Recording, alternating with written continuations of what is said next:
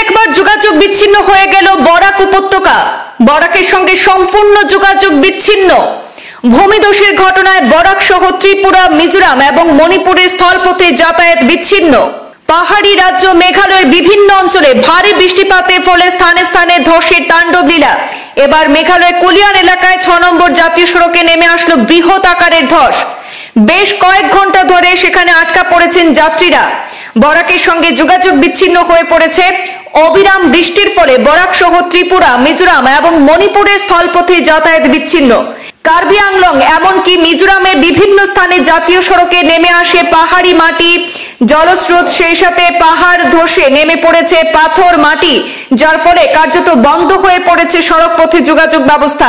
বহু যাত্রীরা আটকা পড়েছে বিভিন্ন পণ্য বোঝাই বাহন। লাগাতার ভারী বৃষ্টিপাত হচ্ছে, যার ফলে আরো একবার কুলিয়ান এলাকায় 6 নম্বর জাতীয় সড়কে বড়সড় ধস নেমেছে।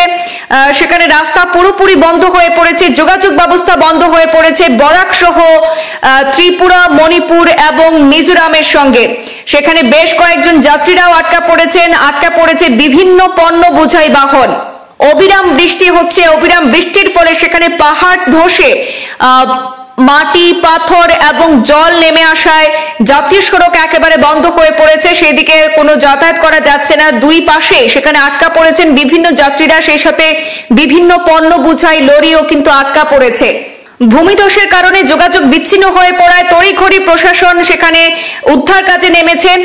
ইতিমধ্যে প্রশাসনের তরফ থেকে কাজে নামানো হয়েছে বিভিন্ন যন্ত্রপাতি ব্যবহার করে। সেখানে ভূমিধসের স্থান থেকে ভূমিধসগুলো সরানোর চেষ্টা করা হচ্ছে, স্বাভাবিক করার চেষ্টা করা হচ্ছে যান চলাচল। তবে দীর্ঘ সময় লাগবে, যেহেতু অবিরাম বৃষ্টি হচ্ছে, বৃষ্টি থামাচ্ছে না, তাই উদ্ধার কাজও সেখানে ব্যাহত হচ্ছে।